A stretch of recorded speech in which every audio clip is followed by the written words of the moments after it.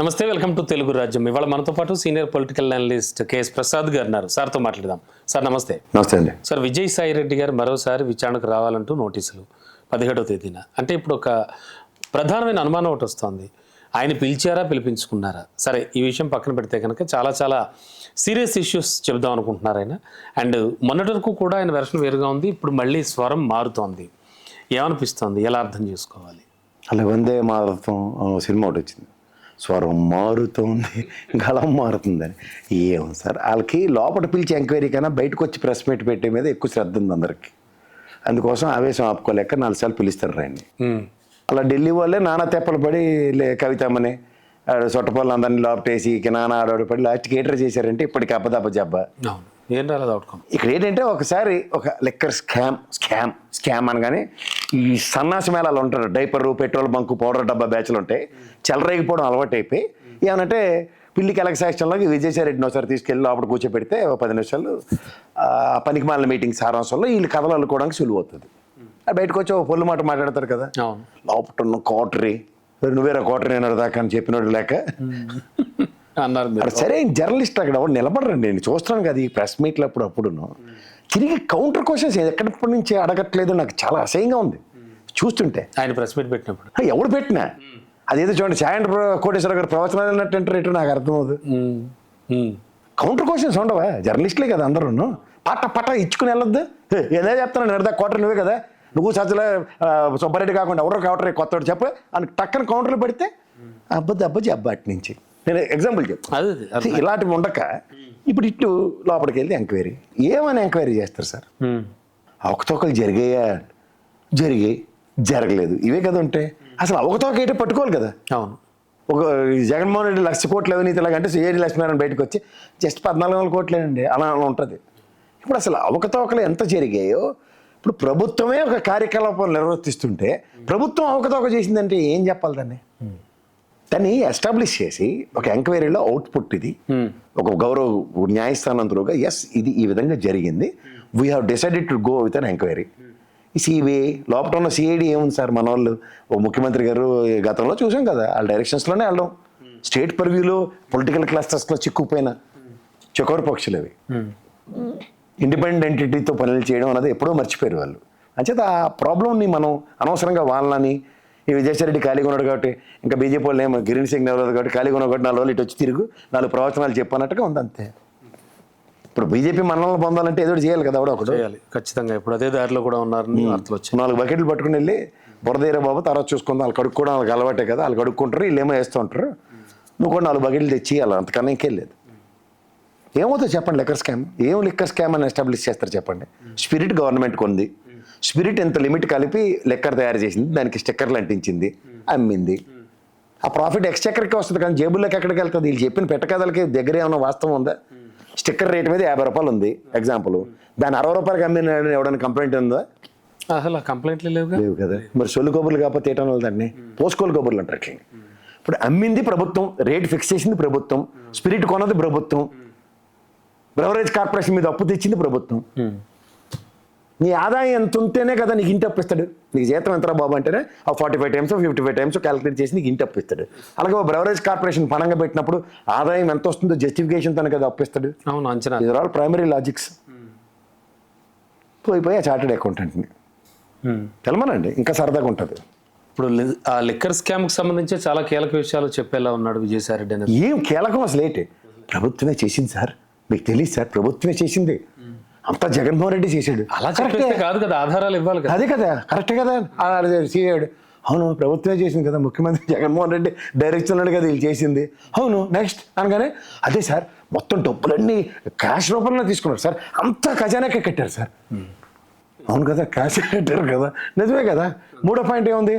ఇది అంతా ఏంటి తాడేపల్లి భవనంకి వెళ్ళిందండి. అదేంటి సార్, రేట్ ఫిక్స్ చేసింది గవర్నమెంటే కదా సార్, రేట్ అమ్మింది కూడా ప్రభుత్వం. అక్కడికి వెళ్ళాలి. లాక్డౌన్లో అబ్కారీ వ్యవస్థ సంబంధించిన ఎంప్లాయీసే కదా సార్, ప్రభుత్వం రిక్రూట్ చేసిన రోజు కూలీ వాళ్ళే కదా వాళ్ళు. అంటే విజయసాయి రెడ్డి గారి వల్ల వైసీపీకి వచ్చే నష్టం ఏం లేదు, ఆయన ఏం మాట్లాడినా బయట. మీకు డైరెక్ట్గా చెప్తున్నాను సార్, మీ స్టూడియోకి నేను రావాలి ఎగ్జాంపుల్, మీరు నన్ను పిలిస్తే వస్తారు. లేదనుకోండి నాకు ఇంకేం మార్గం ఉంటుంది, మీకు నాకు ఫ్రెండ్షిప్ ఉండాలి, లేదా మీ కెమెరా మళ్ళీ నాకు తెలియాలి. నేను ఒక కారణం చెప్పుకుని సార్ మీ కెమెరామెన్ కలడానికి వచ్చాను సార్, నేను కూర్చుంటాను ఎగ్జాంపుల్. లేదా బయట వెయిట్ చేయండి సార్, ఆయన వస్తాడు అంటే నాకు ఇక్కడ దాకా యాక్సెస్ వచ్చినట్టే కదా. వచ్చినట్టే. ఇలా వైఎస్ఆర్సీపీ గవర్నమెంట్ ఓడిపోయిన తర్వాత వీళ్ళందరూ ఎన్డీఏ కూటమి కదా, మంచిగా ప్రేమించుకుంటున్నారు కదా వీళ్ళు. విజయసాయి రెడ్డి డైరెక్ట్గా పిఎంఓకి హోమ్ మినిస్టర్ ఆఫీస్కి యాక్సెస్ ఉంటుందా? వీళ్ళు కాలు కొట్టేసుకుంటూ ఉంటారు కదా, కాలు కొట్టేసుకుంటూనే ఉంటారు కదా. జస్ట్ మా కృష్ణదేవరాయలు గారు చెప్పినట్టే ఉంటుంది. ఓకే. మా గుంటలో అబ్బాయి ఎవరింట్లో ఉన్నారు బాబు అంటే కృష్ణదేవరాయలు ఇంట్లో ఉన్నాడు. సరే, మంచి ఫ్రెండ్స్ అటు మళ్ళీ అన్నీ మర్చిపోయి ఇప్పుడు అంతా స్కామ్ అండి, జగన్మోహన్ రెడ్డి అండి, తుంటి కొడితే పళ్ళు రాలే అని అలాగే ఉంటుంది ఇది. సో ఇప్పుడు ఏమవుతుంది, ఫస్ట్ రాజీనామా చేసాం, ఎందుకు ఫిల్ చేయలేకపోతారు విజయసాయి రెడ్డిది, ఎంత కష్టం ఎట్టు వచ్చింది, ఇలా బల్లి పురుగులు తిన్నట్టు మళ్ళీ ఆయనకి ఇస్తారట వాళ్ళే బీజేపీ వాళ్ళు ఇస్తే రే మీరు పక్కన ఆడుకుంటారా డైరెక్ట్. సో అంటే వాళ్ళు ఆడించినట్టుగానే ఆడుతుంది ఆట. ఎవరు ఆడినట్టు వాళ్ళు ఆడిస్తూనే ఉంటారని చెప్పాను ఎప్పుడు. ఆల్రెడీ చంద్రబాబు నాయుడు గారికి ఒక తాడు కట్టారు, పవన్ కళ్యాణ్కి ఒక తాడు కట్టారు, పురంధేశ్వరం ఒక తాడు కట్టి తోలు బొమ్మలాట ఆడిస్తున్నారు వాళ్ళు. ఈ మధ్యలో ఏముంది, మనం అందరం ఒకటే అనుకుంటున్నారు వీళ్ళు. అప్పుడు ఏముంది, విజయసాయి రెడ్డి, జగన్మోహన్ రెడ్డి, వైఎస్ఆర్సీపీ వేరు అనగానే చూసాంలే మేముంటేనే మీ స్వతంత్ర ప్రతిపత్తి కానీ అంటే రాత్రి సూర్యుడు పొద్దున సూర్యుడు వస్తే రాత్రి చందమామకి వెలుగు వచ్చినట్టు మీకు స్వయం ప్రకాశ శక్తి లేదని మాకు తెలుస్తుందిలే అని ఆయన ఆడిస్తున్నాడు. తెలుస్తున్నట్టు లేదు సార్, ఈయన మా పవన్ కళ్యాణ్ గారు మంచి సినిమా యాక్టర్ సార్, బాగా డ్యాన్స్ చేస్తారు సార్, మంచి యాక్టర్ సార్, చూసాం. సనాతన ధర్మం అనగానే ఏం సనాతన ధర్మం అన్నీ చూసాం మేము. నెక్స్ట్ నెక్స్ట్ నెక్స్ట్ అనగానే నన్ను నిలవాలు చేయకండి రావు గారు అని పురంధేశ్వరం గారు చెప్పేస్తున్నారు. నెక్స్ట్ మిగిలింది చంద్రబాబు నాయుడు గారు. నేను మీరు ఒకటే కదా సార్, నేను మీరు ఒకేసారి రాజకీయాలు స్టార్ట్ చేసాం సార్, నేను ముఖ్యమంత్రి మీరు ముఖ్యమంత్రి, నేను ఇవాళ ప్రధానమంత్రిని ఎదిగాను, నాకేం తెలియదు అన్నారు కదా. లేదు సార్ అన్నీ తూచు సార్, మీరే గ్రేట్ సార్ నాకన్నా, మీరు అసలు ప్రపంచం మిమ్మల్ని గుర్తించింది, నేను ఇంకా ఆంధ్రప్రదేశ్కే పరిమితం అయిపోయాను, మా వాళ్ళు తెలియక ఎలివేషన్స్ ఇస్తారు సార్ అని ఆయన ఆగిపోయాడు. పపెట్ ఛానల్ అది గమనించరు వాళ్ళు. ఇప్పుడు మాకు బిల్లుకి బయట నుంచి సపోర్ట్ ఇస్తాం, లోపటి నుంచి సపోర్ట్ ఇస్తాం, 2 మంత్రులు ఇస్తే ఒకలా సపోర్ట్ చేస్తాం, మంత్రులు ఇవ్వకపోతే ఒకలా సపోర్ట్ చేస్తాం, ఇది తలకైనప్పుడు లేవు కదా వైఎస్ఆర్సీపీతో. అంటే విజయసాయి రెడ్డి గారు సిట్టు వద్దకు వెళ్ళి మాట్లాడే మాటలు కానీ, ఆయన చూపించే ఆధారాలు కానీ, లేకపోతే ఆయన చేసే వ్యాఖ్యలు కానీ, ఆయన ఇచ్చే రుజువులు కానీ, ఇవేవి కూడా ఎఫెక్ట్ పడవంటారా అసలు? ఏముంటాయి, ఆయనదే రేట్ ఉంటాయి ఫస్ట్, అంతేనా? ఢిల్లీ లెక్కర్ స్కామ్కే ఆయన దగ్గర ప్రూఫ్ లేక ఆయన వెళ్ళలేదు ఇప్పటిదాకా. స్టేట్లో జరిగిన లెక్కర్ స్కామ్ అని లెబివర్ నుంచి ఇచ్చినంత మాత్రం దాన్ని పిలిస్తే ఏం మాడతాడు ఆయన? ఆల్రెడీ పేర్లు కూడా చెప్తున్నాడు కదా సార్, ఫలానా వాళ్ళని. అదే ఎవరో పేర్లు, ఎవరో పేర్లు చెప్పండి. ఇప్పుడు కొత్త బ్రెవరేజ్ కార్పొరేషన్ ఏమైనా ఒకటి ఆంధ్రప్రదేశ్లో కొత్తది వచ్చిందో చెప్పండి. రాలేదు. మరి ఉన్న వాళ్ళందరూ పాతలే కదా, యనమల గారి చుట్టాలు, మాగుంట వాళ్ళ చుట్టాలు వీళ్ళే కదా. అయితే అవుట్కమ్ నిల్, ఏమీ ఉండదు. ఇంట్లో మసాలా టీ మీకు ఇంట్లో ఉందనుకోండి పర్లేదు, మసాలా టీ కోసం సిఐడి ఎంక్వైరీకి వెళ్తున్న విజయసాయి రెడ్డి, టీ ఏదో బాగుంటుంది. ఈ వ్యాఖ్యలు ఇవేంటి సార్? ఇంకొక వాదన కూడా వినపడుతోంది, వాళ్ళు నిజంగా పిలిచారా లేకపోతే ఈయన పిలిపించుకున్నారా? నిజంగా అంత సీన్ ఉంటుందా? మళ్ళీ అనమాట ఇక్కడ కూర్చొని మనం జనరల్గానే మీరు ఇంతకు ముందు చెప్పారు ఎగ్జాంపుల్ అదేనా. ఇప్పుడు పోలీసు వాళ్ళని పిలిచి నన్ను పిల్లండి సార్ వాళ్ళు వస్తున్నాండి మీడియా వస్తా లేకపోతే ఇదే అంత సాధ్యపడే విషయం కాదు కదా.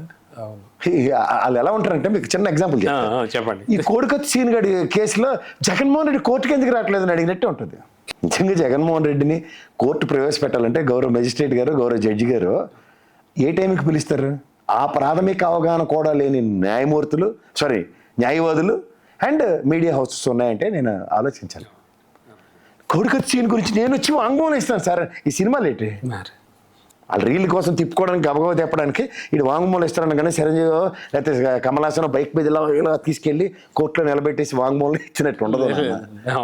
పెద్దానికి ఒక టైం ఉంటుంది. ఈవెన్ యాక్సిడెంట్ కేసుల్లో కూడా బోల్డ్ అని అయిన తర్వాత సంబంధిత పోలీస్ అధికారిని ఆ రోజు పిలిస్తే లాస్ట్కి. అవును, ప్రవీణ్ పగడాల ఇష్యూకి సంబంధించి కదా మొత్తం అంతా పరిశోధించి ఎంతో మంది సాక్షుల్ని చేత media trial is totally different and media ఆవేశం ఈజ్ టోటలీ డిఫరెంట్.